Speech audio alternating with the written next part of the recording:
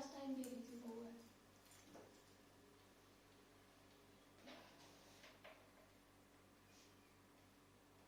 तो बोल दे A coil of the coil of inductance 0. When 100 volt DC is applied across the inductor, a current of 1 ampere flows through it. If the same inductor is connected to 100 volt AC source, the current reduces to 0.5 ampere. When the current reduced in the latter case, calculate the value of the resistance of the inductor. Important है। देखो बेटा ਤੁਹਾਨੂੰ ਦੱਸ ਰਿਹਾ ਹਾਂ ਇੱਕ ਨਾ term ਹੈ ਇੰਡਕਟਰ। ਇੰਡਕਟਰ ਬੇਸਿਕਲੀ ਕਾਹਦਾ ਬਣਿਆ ਹੋਇਆ ਵਾਇਰ ਤੋਂ ਕੋਇਲ ਤੋਂ। तो अगर तो आइडियल इंडक्टर है फिर तो उसकी रेजिस्टेंस है 0, सिर्फ इंडक्टेंस ही है। पर जे वो आइडियल इंडक्टर नहीं है तो फिर की होएगा रेजिस्टेंस भी होएगी अलॉन्ग विद इंडक्टेंस। हुण दूसरी पहचान की है देखो जे तो इत्थे हुण कुछ नहीं लिखा आइडियल इंडक्टर है कि नहीं है, पर अगर ये आइडियल इंडक्टर हुंदा ना तो क्योंकि ये रेजिस्टेंस 0 होनी सी तो जदों ये अक्रॉस डीसी वोल्टेज लगानी सी ना तो करंट इनफाइनाइट हो जाना सी। जबकि करंट कितना हो रहा डीसी वोल्टेज लगाते 1 एम्पीयर। इसका मतलब ये आइडियल इंडक्टर नहीं है। तो हुण आराम नाल ये जिहड़ा इंडक्टर है तो ये LR सर्किट हो गया क्योंकि यदि इंडक्टेंस भी है तो यदि इंपीडेंस हो गई बेटा √R² प्लस XL²। और ये करंट जिहड़ा वा इधर देखो वो है वोल्टेज ओवर इंपीडेंस। ठीक, तो जदों वोल्टेज है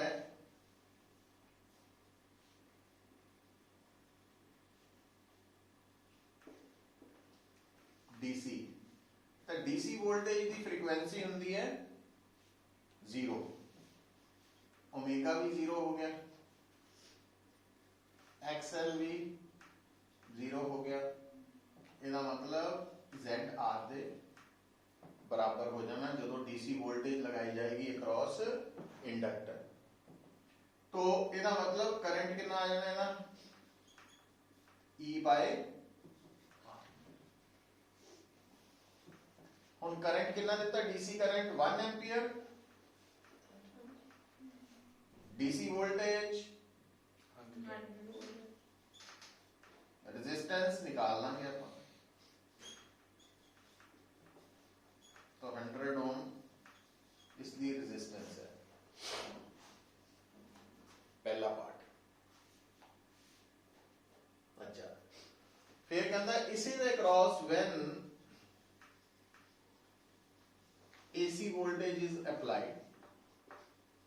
फ्रीक्वेंसी कितनी है AC वोल्टेज की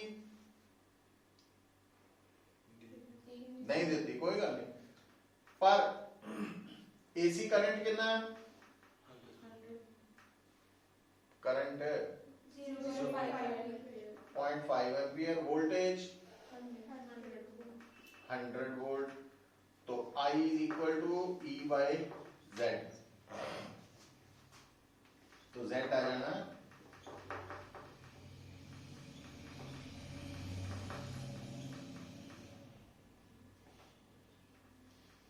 ठीक है। तो ये जिहड़ा इंडक्टर है ना इसकी इंपीडेंस है 200 ओम जबकि रेजिस्टेंस है 100 ओम। पर आपां दा की कढना इहदा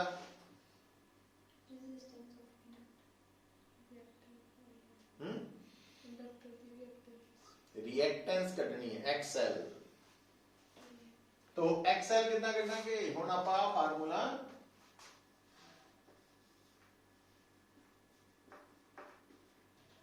आ 200 आ चुका आ 100 आ गया, लो एक्सेल कर दिए हो जू।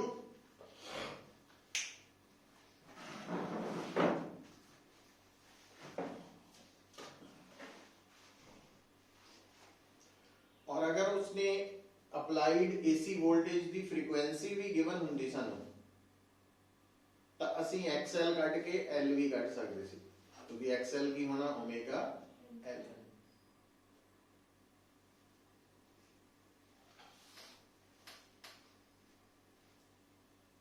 मिल गया क्वेश्चन नंबर 12। तू बोल चैतन्य 13। A coil of inductance 0.5 H and resistance 100 ohm is connected to 200 volt 50 Hz AC supply. Find the maximum current in the coil. Also find the time lag between the maximum voltage and the maximum current.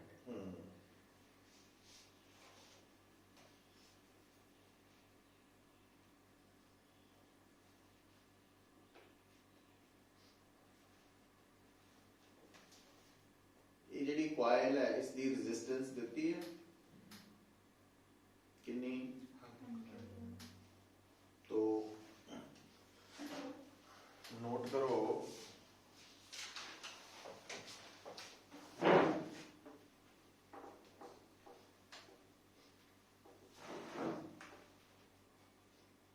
क्योंकि coil है ना, तो ये LR circuit बन गई, यदि impedance इस formula तो आऊगी, तो यदि रेजिस्टेंस है 100 ओम और की देता कितनी 0.5 हेनरी। अच्छा, जो अप्लाइड वोल्टेज है उसकी फ्रीक्वेंसी देती है 50 हर्ट्ज, ओमेगा आ जाएगा 2 पाई न्यू,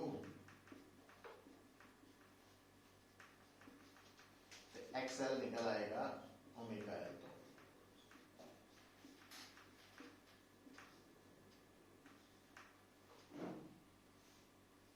तो Z बन जाएगा आप अच्छा, हम ध्यान पता क्या रखना, 100 पाई 0.5 जो मल्टीप्लाई होना था 50 पाई हो गया ना, तो एक जो दो स्क्वायर होना ना आर स्क्वायर,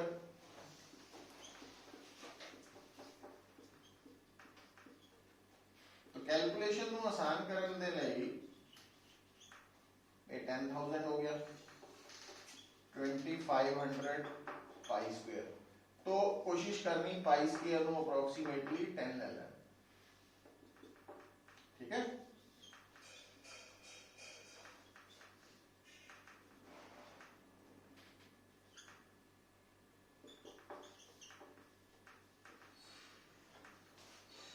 So Z की वैल्यू आ गई।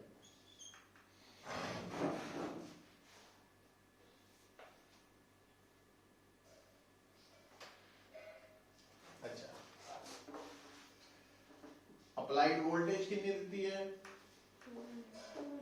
ਹੁਣ ਆ ਧਿਆਨ ਰੱਖੀਦਾ ਜਿਹੜੀ ਵੋਲਟੇਜ ਹੈ ਨਾ ਇਹ 200 ਵੋਲਟ ਹੈ, ਇਹ ਬੇਸਿਕਲੀ ਆਰਐਮਐਸ ਹੈ।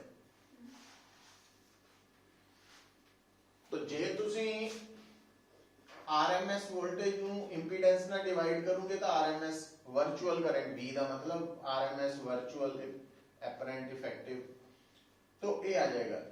तो ਆਪਾਂ ਨੂੰ ਤਾਂ ਨੇ मैक्सिमम करंट किया पीक करंट की ਹੁੰਦਾ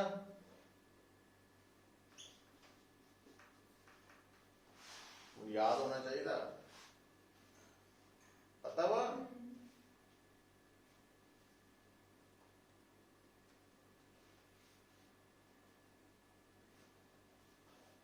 और की पूछा उन्हें, हाँ टाइम लैग,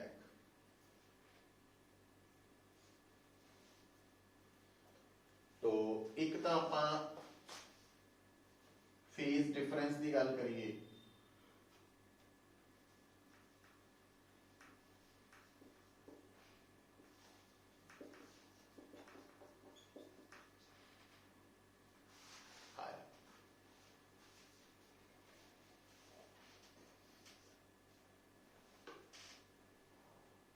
एक होंदा फेज डिफरेंस, एक होंदा टाइम डिफरेंस या टाइम लैग।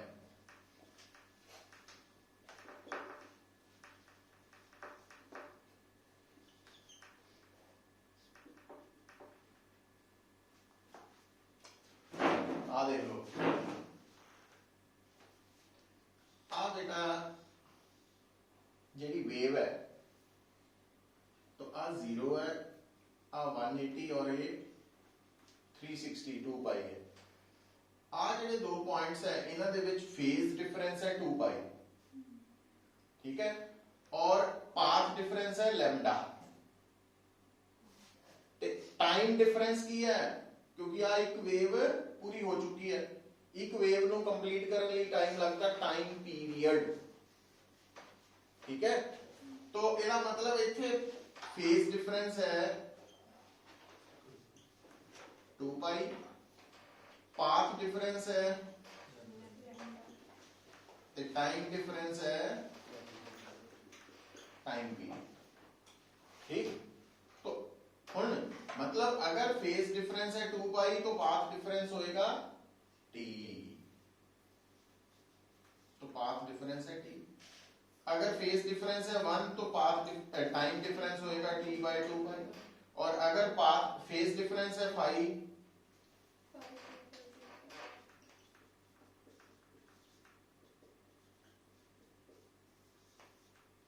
तो आई थिंक ਆਪਾਂ शिफ्ट कर देने हैं,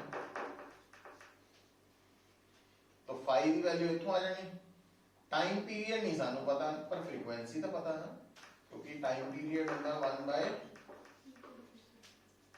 ये बन गया 1/2 पाई फ्रीक्वेंसी, है ना, पर 2 पाई नहीं होता ओमेगा होता।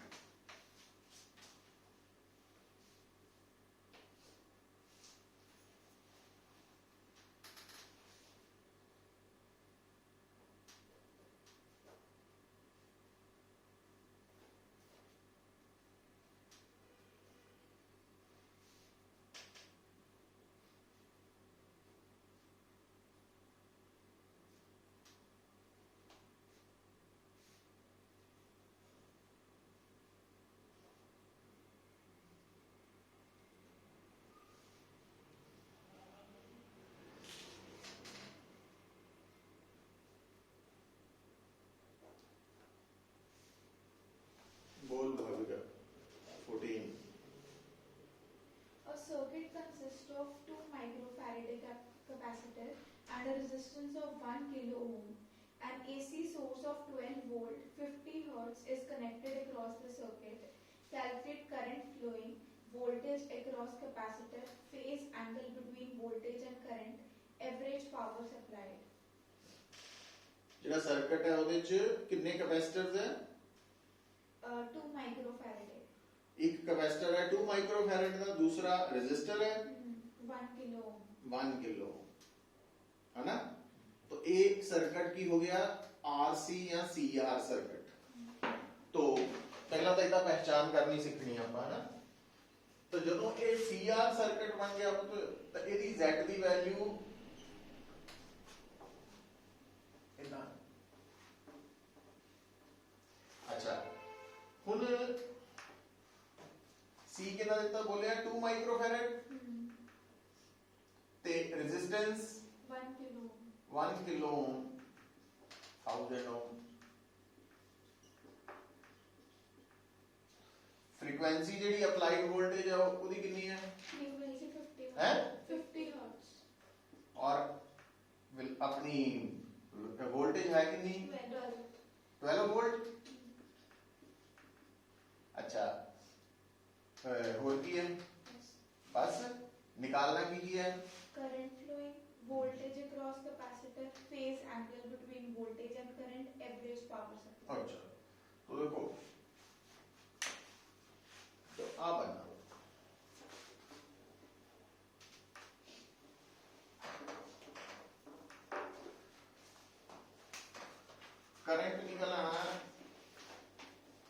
z तो z इस फार्मूले तो आना और इथे x ही निकलनी है 1 बाय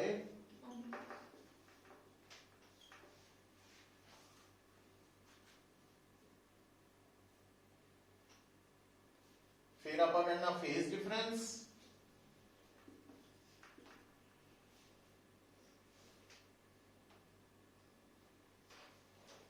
तो ये बन जाना xc बाय r पर इथे माइनस पुट कर देना माइनस क्यों क्योंकि s ਜਿਹੜਾ कैपेसिटर सर्किट ਹੁੰਦਾ ना ਉਹਦੇ ਵਿੱਚ वोल्टेज ਪਿੱਛੇ ਹੁੰਦੀ ਹੈ करंट ਅੱਗੇ ਹੁੰਦਾ ਇਸ ਕਰਕੇ माइनस साइन और कोई फर्क नहीं या इथे माइनस ना भी लगा के ना कह सकते हैं आंसर च कि current leads the voltage bye 5। अच्छा दूसरा वोल्टेज अक्रॉस कैपेसिटर वोल्टेज जदों भी अक्रॉस कटनी है तो वो बननी है करंट इनटू उसकी रेजिस्टेंस रेजिस्टेंस मतलब कैपेसिटर की रेजिस्टेंस नु रिएक्टेंस कहते हैं एक्स और phase angle between voltage and current, वो तो कर लो average power, एवरेज पावर का फार्मूला है EV IB cos phi ਹੁਣ ਬੇਸਿਕਲੀ ਤੁਹਾਨੂੰ ਬਾਰ-ਬਾਰ ਦੱਸ ਰਹੇ ਜਿਹੜੀ ਵੀ ਵੋਲਟੇਜ ਜਾਂ ਕਰੰਟ AC ਚ ਦਿੱਤਾ ਹੁੰਦਾ ਬਿਨਾ ਕੰਪਲੀਟ ਨੇਮ ਦੇ ਉਹ ਬੇਸਿਕਲੀ वर्चुअल या RMS वोल्टेज या करंट ਹੁੰਦਾ ਇਹ याद रखना है ना ਹੁਣ ਜਿਹੜਾ ਉੱਤਰ cos phi ਹੈ ਹੁਣ ਦੇਖੋ ਤੁਹਾਨੂੰ ਇੱਥੇ ਆਪਾਂ IB ਦੀ ਜਗ੍ਹਾ EV over Z ਲਿਖ ਸਕਦੇ ਹਾਂ ਤੇ cos phi ਜਿਹੜਾ ਹੁੰਦਾ ਨਾ ਉਹ phi ਤੋਂ ਵੀ ਨਿਕਲ ਆ ਸਕਦਾ ਜਾਂ ਫਿਰ R by Z ਤੋਂ ਵੀ ਨਿਕਲਦਾ ये रिजल्ट्स याद रखने मैडम लो ਹੁਣ ਤੁਹਾਨੂੰ EV ਵੀ ਗਿਵਨ ਹੈ R ਵੀ ਗਿਵਨ ਹੈ ਤੇ Z ਆਪਾਂ ਇਸ ਫਾਰਮੂਲੇ ਤੋਂ ਕੱਢਣਾ ਪੈਣਾ तो पुट करो तो एवरेज पावर भी आ जाएगी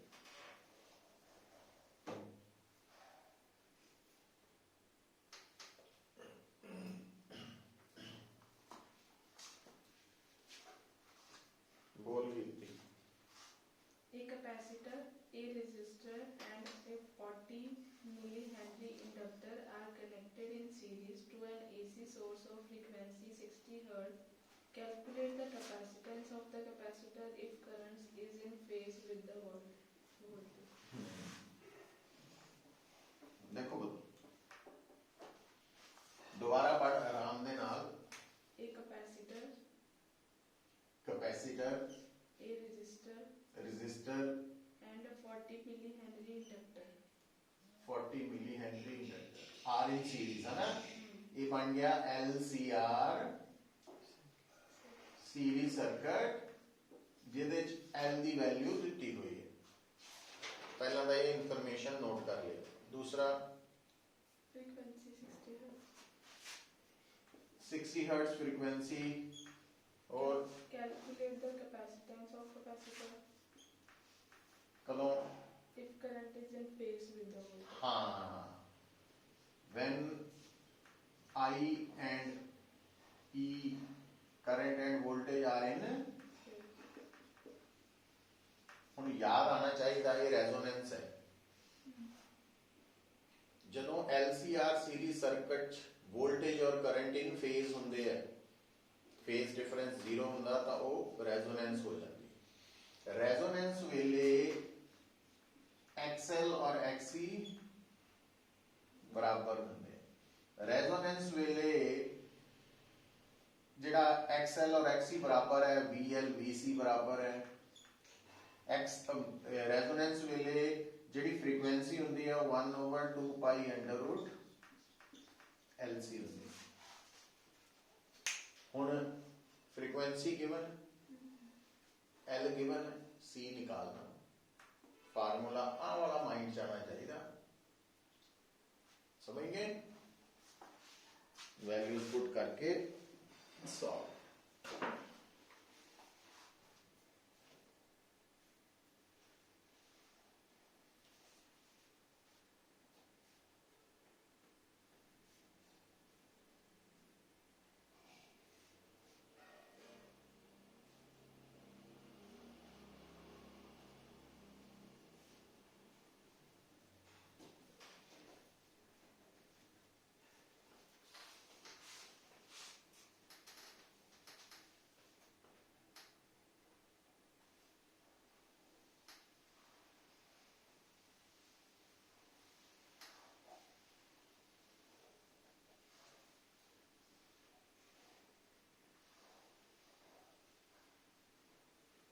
बोल सिमरन 16th A resistor of resistance 400 ohm and a capacitor of reactance 200 ohm and are connected in series to a 220 volt 50 hertz source.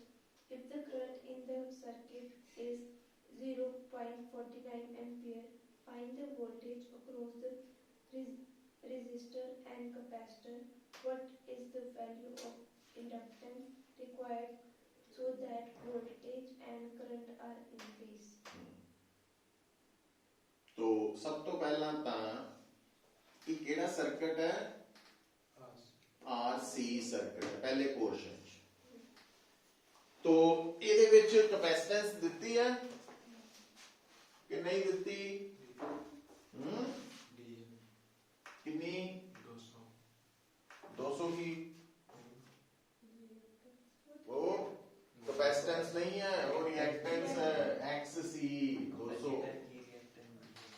दूसरा Resistance 400 ओम तीसरा frequency 50 hertz voltage 220 volt voltage 220 volt current 0.49 49 ampere निकालना की है voltage across resistor and capacitor हाँ value of inductance voltage across resistor आ जानी है voltage across capacitor आ जानी है और value of inductance required so that the voltage and current are in phase.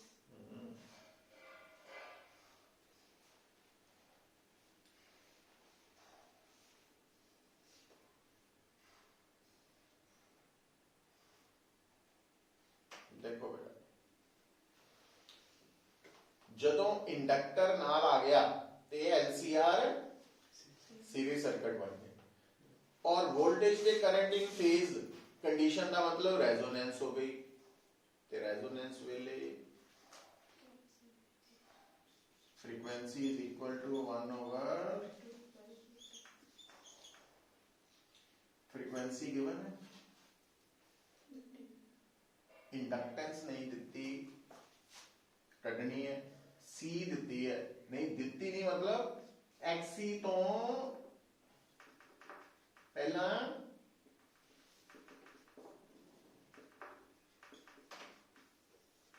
C cut के थे पुट करना समझ गए तो हम फ्रीक्वेंसी हो जानी तो 1 over 2 pi under root L ते सी की जगह ते 1 ओवर 2 पाई न्यू बाकी स्क्वायर रूट ले लू के दोनों पासे है ना स्क्वेयरिंग वो साइड सॉरी स्क्वायर रूट नहीं आंसर आया ना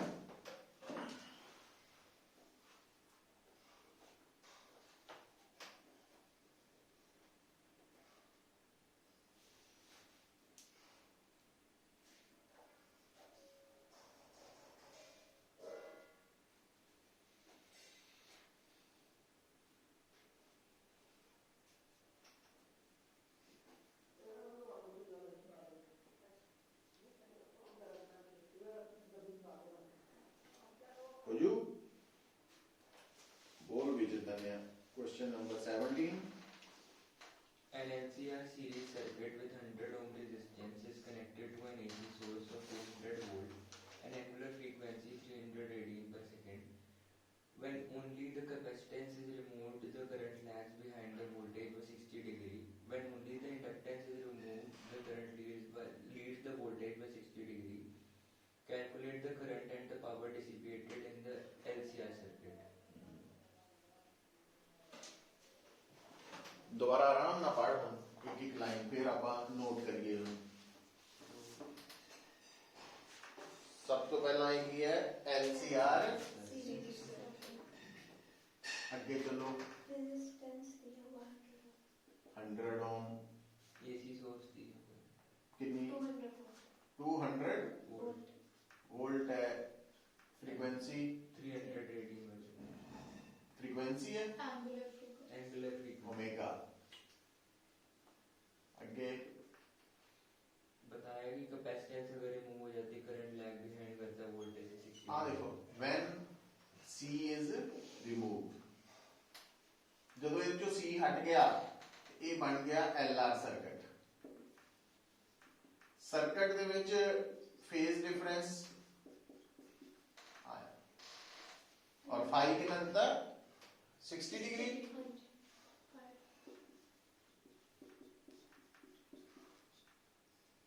तो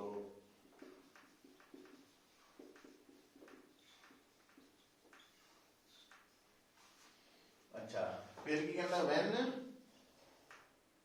L इज रिमूव तो ये क्या है ये बन गया CR सर्किट। हम फिर फेज डिफरेंस कितना हाँ तो 10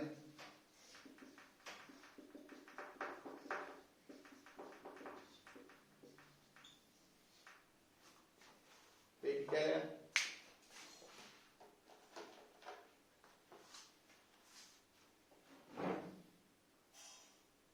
XL XC ਦੀ ਵੈਲਿਊ ਨਿਕਲ ਆਈ।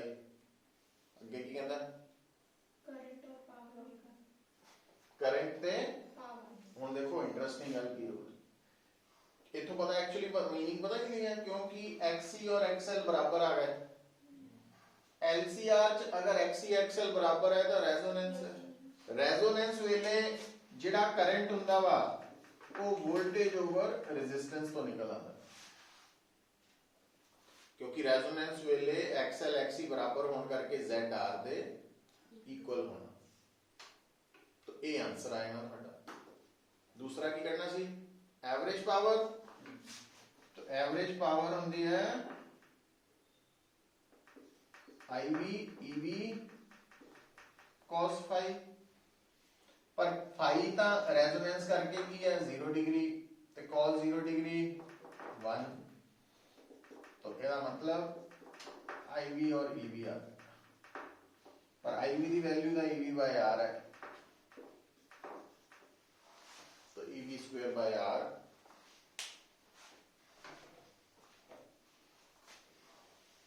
रेजोनेंस वाले टाइम दी पावर।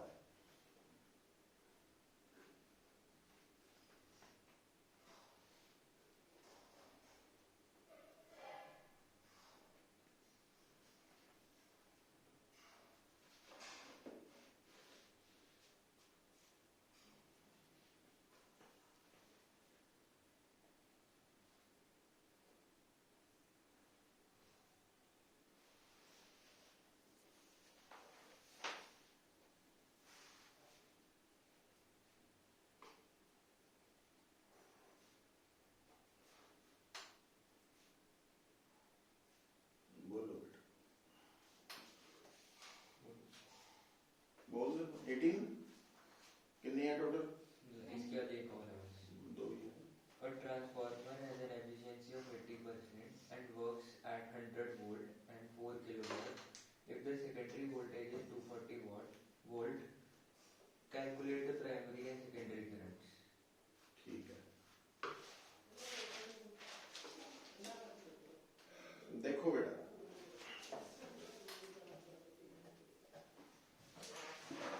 जेड़ा ट्रांसफार्मर का कंसेप्ट है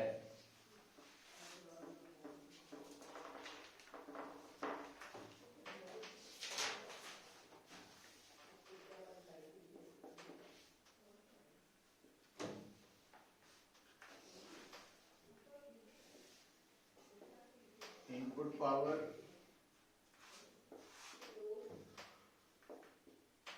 आउटपुट पावर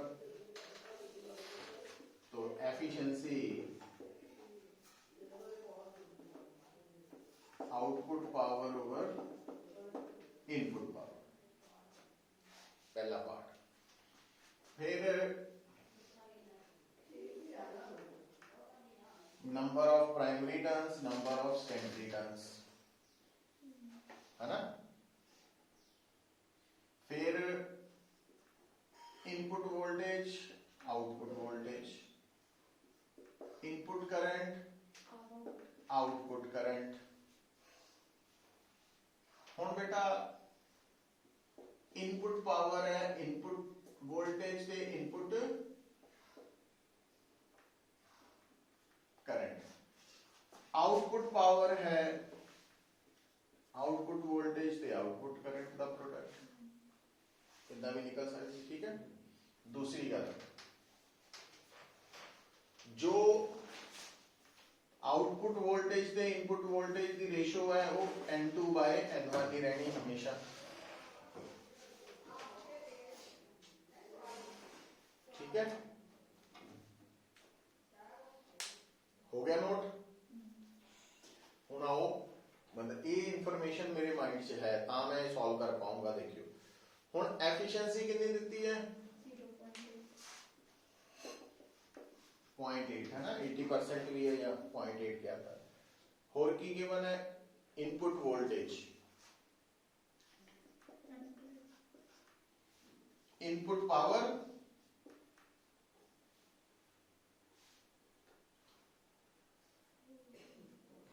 हम्म 4 किलोवाट, 4000 वाट ये पावर निकालना की है या और गिवन है कुछ। सेकेंडरी वोल्टेज हाँ E2 कितनी 240, और की निकालना प्राइमरी और सेकेंडरी करंट। लो हुण आ देखियो पुत्र, ये ते आ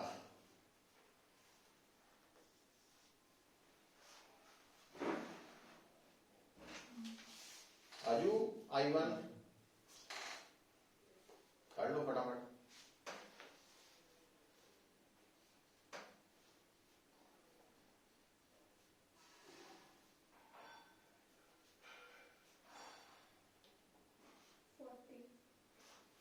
फोर्टी एम्पियर। हुण I2 बच गया बस। हुण देखो, हुण इधर आओ, आउटपुट पावर बनेगी output voltage output current. Input power तो दी हुई है सीधी, नहीं तो मैं लिखन नू E1 I1 लिख सकता है, पर मैं तो लो एफिशिएंसी भी दिती है, पावर P1 E2 सब कुछ दिता हुआ, करो सब्स्टिट्यूट ते आंसर आ गया थोड़ा, है ना।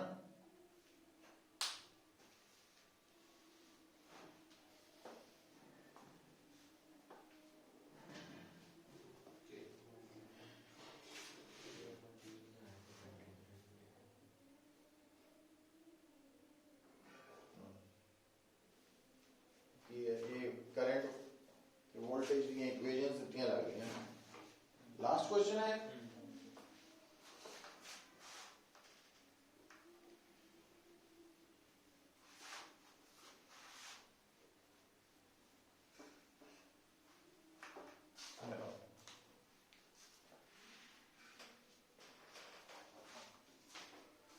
वोल्टेज है 100 sin 30t, करंट है 20 sin 30t minus pi/4। एक एवरेज पावर कढनी है ते वॉटलेस करंट।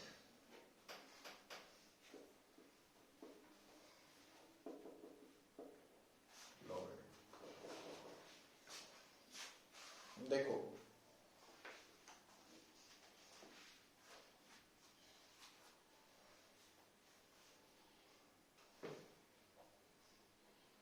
देखो इतने E और I,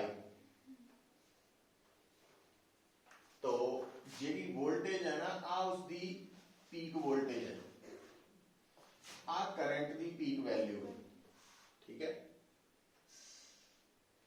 पता लग गया। इथों आपां इन्हां दी RMS वैल्यू कट सकते हैं जो पूछी होवे। आ ओमेगा टी है फेज, ते करंट दा phase omega T minus pi/4 है। इसका मतलब इत्थे आपां पहली इंफॉर्मेशन ये लेनी कि करंट लैग का वोल्टेज है, क्योंकि माइनस है ना, करंट का फेज वोल्टेज नालों घट है, और कितना घट है तो फेज डिफरेंस है π/4।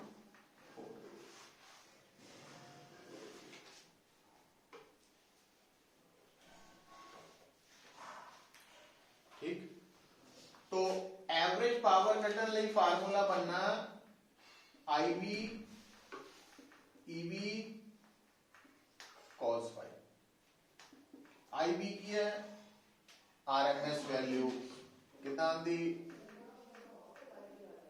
Peak value divided by √2। EB कितना बनू,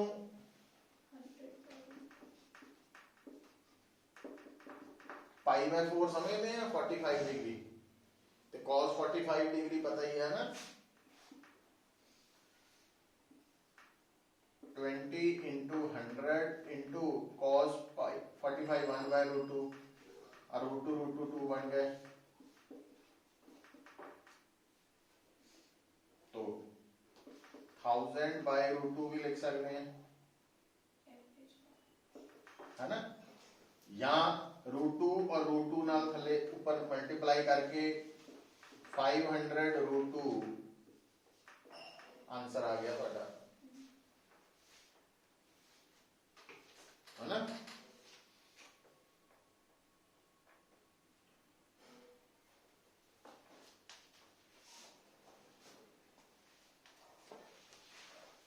ते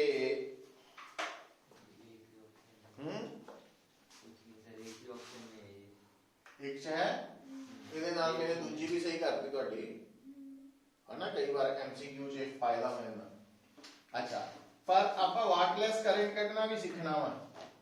देखो ਹੁੰਦਾ ਕੀ है, LCR सर्किट च एक ਹੁੰਦੀ है वोल्टेज,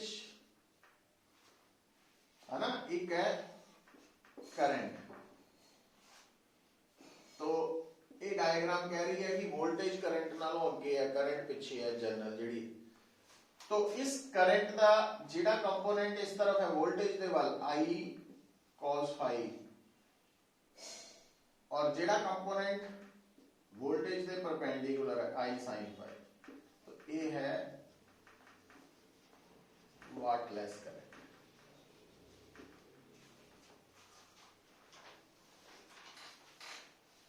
तो वाटलेस करंट बन जाना I sin phi, 20 into sin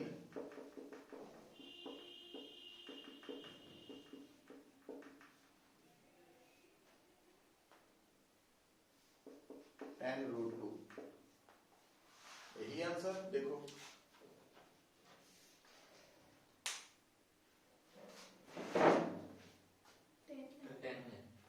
अच्छा, उन्हें आंसर पता कि लिया, ये आप पीक कट ली ना,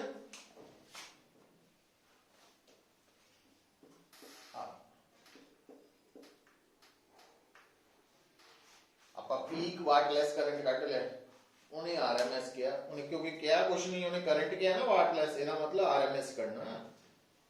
तो दसिया भी ਜਦੋਂ बिना नाम दे वोल्टेज करंट एसी चाहना तो वो आरएमएस ਹੁੰਦਾ, इस करके थोड़ा ख्याल रखना।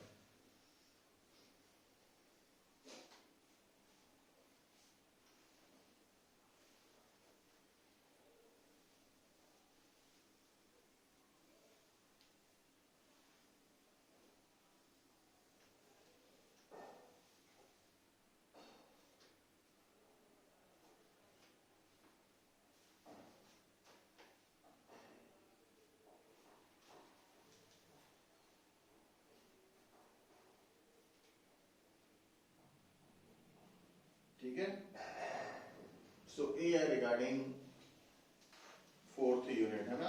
बाकी डाउट्स ਜਿਹੜੇ ਆ प्रॉब्लम सॉल्व करो ते लेके आओ। ਹੁਣ ਇਹਦਾ ਟੈਸਟ ਹੋਣਾ ਵਾ संडे, ਦੱਸਿਆ ਹੋਇਆ 4th यूनिट। मंडे ਤੋਂ ਆਪਾਂ ਫਿਰ ਸ਼ੁਰੂ ਕਰਾਂਗੇ यूनिट नंबर 3 कर लो, ਉਹਦਾ अगले संडे टेस्ट हो जाएगा, ठीक है। और कल ਨੂੰ ਇਦਾਂ ਕਰਾਂਗੇ, ਕੱਲ ਨੂੰ ਰੈਗੂਲਰ ਕਲਾਸ ਆਫ ਰੱਖਾਂਗੇ ਤੇ ਕੰਪੀਟੀਸ਼ਨ ਲਗਾ ਦੇंगे। किसी टाइम लगा लो या लेट कर लो, पता नहीं ना, बाकी कितना है? ਮੈਨੂੰ ਲੱਗਦਾ ਸੈਟਰਡੇ